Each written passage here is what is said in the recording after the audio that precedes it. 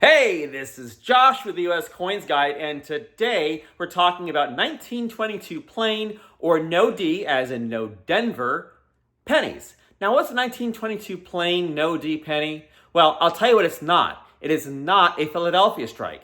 Now, you're probably going, wait a minute, this penny has no mint mark. It's got to be a Philly strike. At least in most cases, that's what you typically would expect with a coin with no mint mark. But as a matter of fact, this very much branch mint penny has no mint mark due to a very rare and very cool era variety. I'm going to tell you all about that variety, what this 1922 plain no D penny is worth, and how you can maybe find one. So stay tuned. So we have here a 1922 plain penny. This is in my Lincoln set collection. I have been building this set out for many, many years now. Going back almost 20 years since I first bought this Dansko album. And my gosh, I really enjoy my Lincoln pennies. As you can see, it's probably the one set along my 20th century set, which I've done a video about also here on US Coins Guide, that I'll always keep because it goes right back to the very root of my collecting journey. I've always enjoyed Lincoln pennies. Now, when I first got involved in the hobby, though, there are a few coins I couldn't afford, like the 1909 VDB Lincoln set right here, the 1914D Lincoln Wheat penny, another rare date, and then, of course, the 1922 plain penny. Now, I always wondered why it was that this coin became such a popular commodity in the hobby, because after all, it's a variety. And a lot of times, varieties are not really included in typical date mint mark runs like we see here. My gosh, I mean, even the ever popular 1955 double die penny, which is probably one of the key dates in the whole collection of Lincoln Wheat cents, is not included in this Dansko album. So when I first bought this album many years ago, I wondered, why is this coin so important? It's not even really a regular production. It wasn't a regular issue. I even went so far as to write an article about this coin. You can find it at coins.thefuntimesguide.com/1922-plain-penny-error. I did a commentary. Why is the 1922 plain penny so important to the Lincoln cent canon? And why is it that many albums and folders require it to complete the album? Well, it really goes back to the very beginning of when this coin was first discovered.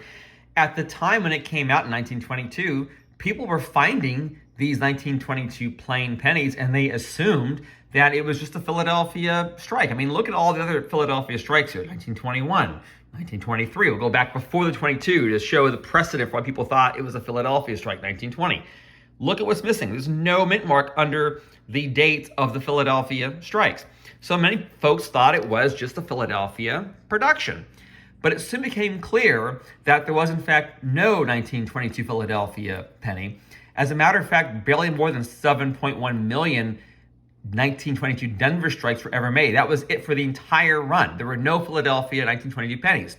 Only Denver struck the penny. So it became evident after that point that the 1922 D pennies with no D must be pretty important. As a matter of fact, they were, because they were much harder to find than the Denver strikes.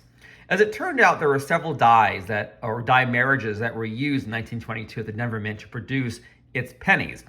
And one particular set of dies, which began as a regular 1922 D die marriage, ended up clashing, meaning that both the obverse and reverse dies hit each other with no planchet in between, and basically the dies were damaged in that incident.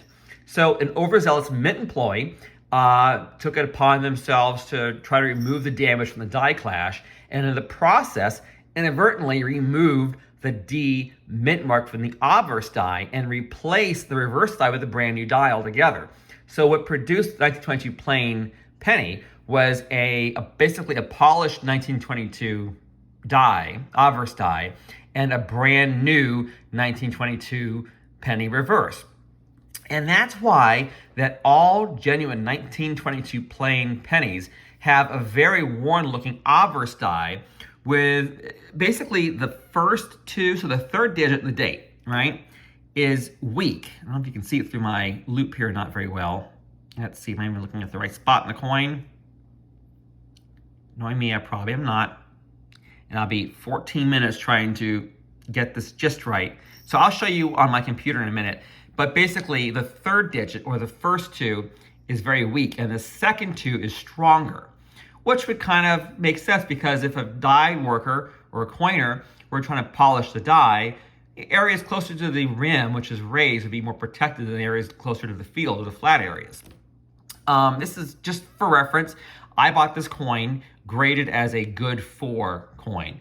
So it looks worn anyway, but even for a good 4, it looks extra flat.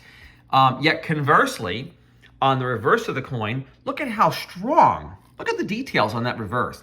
I mean, that's a pretty nice looking good 4. Not to be self-touting, but that's not a bad looking good 4 reverse. But yet look at the obverse, and again, you can see just how mushy it looks. So I want to show you here, just for reference, what these coins are worth. And we'll go ahead and go to the Heritage Auctions website over here. I love coming to ha.com. It's a great place to look up auction archives. Going back now over 25 years, you can get a full gamut of auction prices for coins that Heritage Auctions has sold. And I want to show you the prices here in some of these coins. I mean, look at this. I mean, we're looking here at $2,300 for a coin sold almost 20 years ago, XF40. Here's one that sold for $23,000 in 2006. The Mint State 62 Brown. Let's see here. We'll keep on going down the pike here on other auction prices. You see mostly 4-figure prices. I can tell you that a 1922 plain penny in lower grades, basically you can get between $500 and $800 for a good 4 to a fine 12 specimen. You'll pay $1,000 and up for moderately worn examples. And I always urge you to buy a 1922 plain penny that is certified. Because first of all, you never know what you're dealing with when it comes to a rarity like this. You could get yourself by accident a cast counterfeit or another kind of a fake example.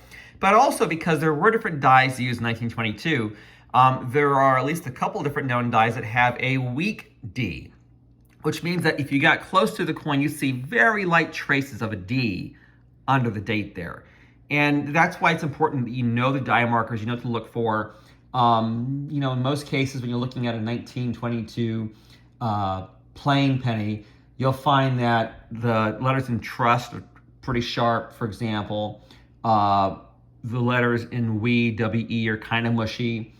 Again, you're going to find that the first 2 of the 2 twos is weaker than the second 2 right there. And again, the reverse is very, very strong. I mean, it looks razor sharp. Even though this is a worn specimen, you can see some of the weak leaves there in this good 4 specimen. So those are some die markers there to look for, some die diagnostics. The weak Ds are much more common, though they are a variety like this is here. They are common, and sometimes it can masquerade as a plain penny. So you've got to know what you're looking for. I recommend, again, that you buy certified examples of the 1922 plain penny. Make sure you buy them from a reputable dealer. And, as far as finding these coins in circulation, I mean, you can find one in circulation. I don't think you're going to find it that looks anything like these coins here, and what is this? We have a Mint State 63 over here. We have an AU 53.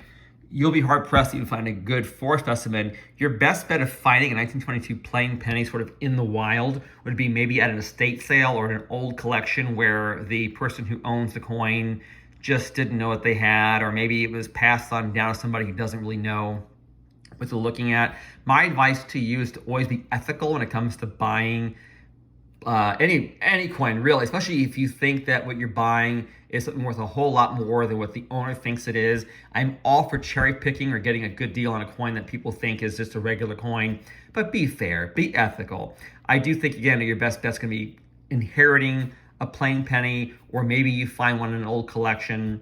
But then again, I mean, strange things have happened. You can find rare pennies, including 1922 plain pennies, with a huge stroke of luck through roll searching or bags. But your best bet, if you really want to obtain one, is just buying one from a coin dealer. And that's why I say go to a reputable source, get it certified. I did crack mine out here many, many years ago to put it in the album. You get what you pay for, and know what you're buying. Do your research. Before I bought my 1922 Plain Penny, I went online. I bought books. I have here. This is one of my very first books I ever bought in this series of books, the official Red Book series. This is the first edition, actually, of this book. I think it's in its third edition now, and it's where I learned about everything Lincoln pennies, including the 1922 plain no D penny. So you do your research, buy the book before the coin, and most of all, know what you're buying. So I hope this little tutorial, this overview of 1922 plain pennies, their values, maybe how you can find one, what they can be worth, as we see here online through auction archives, these are really valuable rare coins. And I'll tell you what, they're pretty cool too, if you ask me. And there you have it. That's a bit about the 1922 plain or no D penny.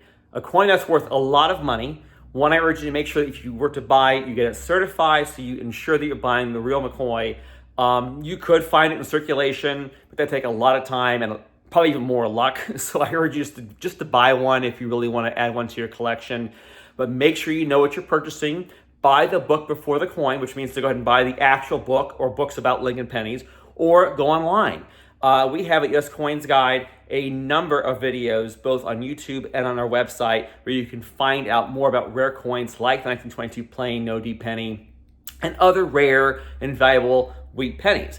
So please let us know what your thoughts are on this rare coin. Do you have one? Tell us in the comments. Are you trying to find out if you do by chance have 1922 plain versus, say, a weak D penny? Drop us a comment below. I can try and help you out and tell you what you might have there. Go to thefuntimesguide.com or uscoinsguide.com, where you can leave comments as well. And give us a thumbs up if you think we're doing a good job here. So again, this is Josh with the US Coins Guide, thanking you for your time and wishing you happy collecting.